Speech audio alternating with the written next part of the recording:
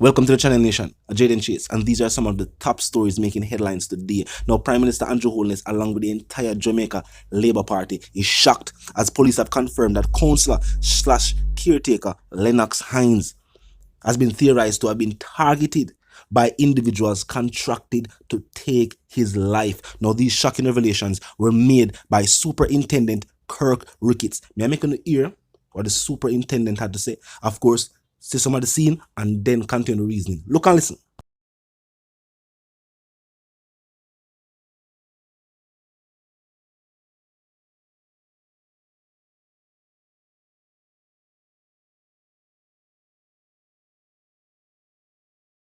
Ready now.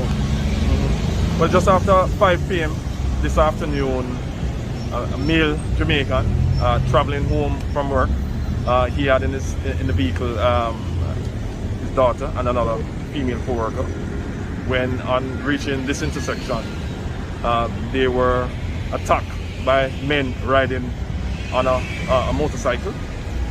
The two occupants of the vehicle were shot and injured, one of whom would have succumbed so far. Do you want any identity of the person so far? Yeah, we're quite aware of the identity, but at this stage we would not be able to discuss that until the next of kin would have been advised. So are the from where the disease is from? Very early, but from the modus operandi of the men, this seems to be that the individual was deliberately targeted, and this would fit into something Yes, Nation, and now let's continue the reason. And this is clear proof that crime and violence affects individuals of all walks of life. Hines, a Jamaica Labour Party councillor slash caretaker for the South Borough Division in East Central St. Catherine. It is said that Hines was traveling with two females in his white Honda CRV motorcar. The incident also triggered a traffic pileup along the thoroughfares in the surrounding areas as the scene was being processed by detectives. Now, the officer in charge was quoted as saying, "This incident continues to show the extent that those individuals involved in criminal activity would go to attack an individual in the midst of traffic." Remember, traffic means witnesses, other car behind other cars, and this did not deter these individuals from carrying out the attack. He said, "We just have to redouble our efforts as police to capture these individuals, and we will be working closely with our sister division in the event that the motive behind this incident is thoroughly looked into." He was also quoted as saying, "From all indications, he believes Mr. Hines was targeted by men on motorcycles. It would appear that this wasn't a random attack," he was quoted as saying. "So what we have to do now is follow closely the investigation and see where it leads." And of course, this is definitely shocking. Not just because of the individual, but because of the way the incident even took place. Traffic, busy traffic. Definitely a sad situation. Of course, condolences to the family. Now, recently, the JCF also put out a study stating that contract slayings have increased in rural parts of the Jamaican island. They have seen major increases in these type of activities, and some would say maybe that speaks to the level of violence we have seen in certain incidents. Recently, in our take place in Rose Heights, the police have said over 50 M16 rounds or spent casings were recovered.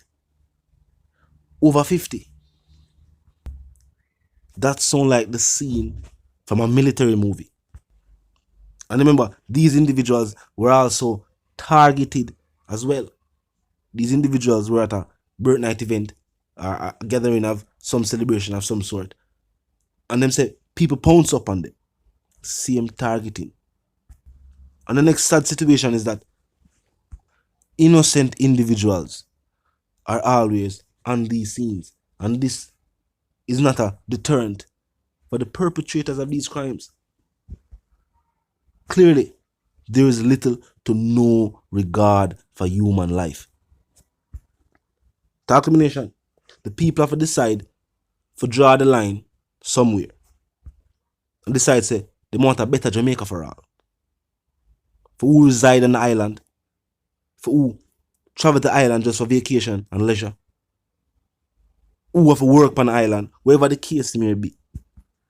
Senseless violence cannot be the dominant thinking of the people when they want to resolve issues. Talk to me. Talk to me, nation. Now on to the other stories making headlines, as it has been confirmed that the JCF member who was charged with unlawful wounding and convicted of said unlawful wounding will not be seen any prison time.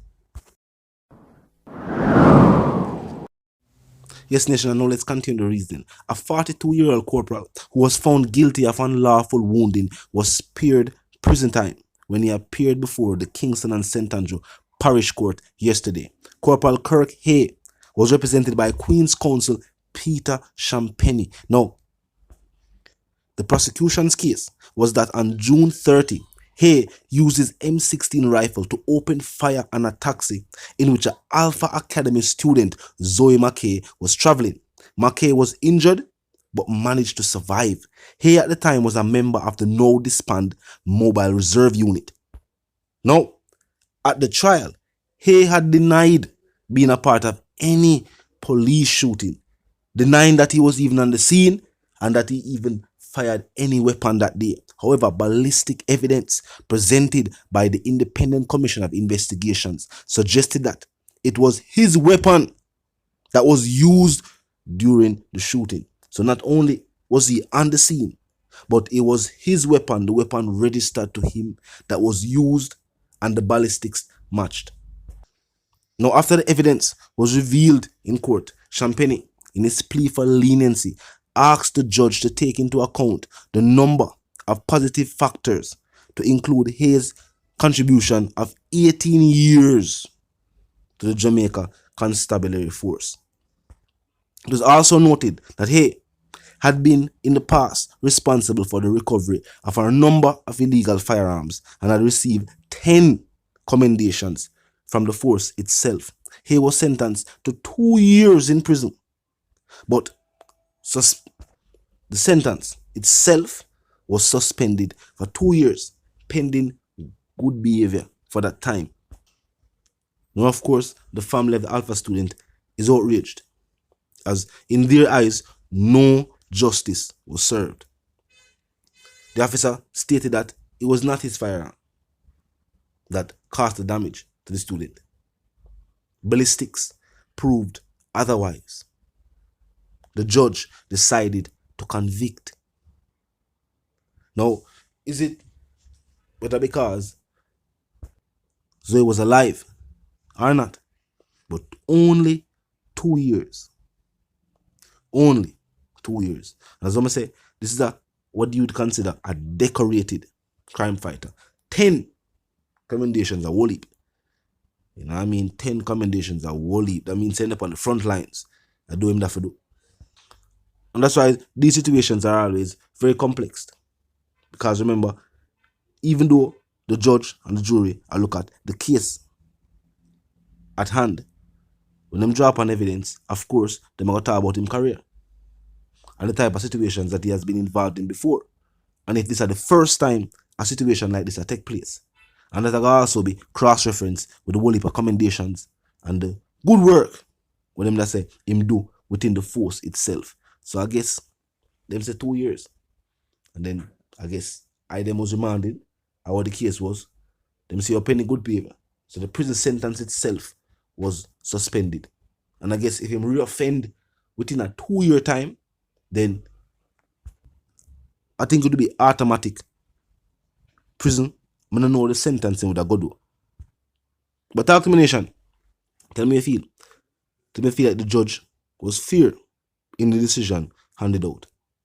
Or do you agree with the family and other members of society who have stated that on numerous occasions when members of law enforcement are either brought before the court, it's always a slap on the wrist.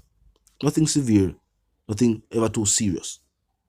And maybe that is why also Other members of the security forces itself have stated that corruption resides within the force itself, unchecked and unregulated.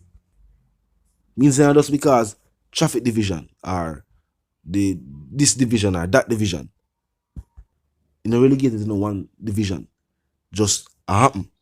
Talk to me in the comment section. Tell me what you think. If you're new to the channel, it's a pass through. Click the subscribe icon, then the bell icon, and of course, put it on all. And this is how you know will be notified of all fresh content as soon as fresh content is uploaded. And of course, made available for you right here on the platform. The like icon is also in close proximity to the share icon. Drop a like and bust a share. Tell a friend, tell them sister and them brother them for check out the channel, check out the reasoning, join the discussion, the comment section open 24/7. It never lock yet. Just be respectful and mindful of the guidelines. But other than that, drop your thoughts, your comments, and yes, your opinions there, and we can continue the reasoning via the comment section. Until the reason again, live, love, and prosper. Stay tuned.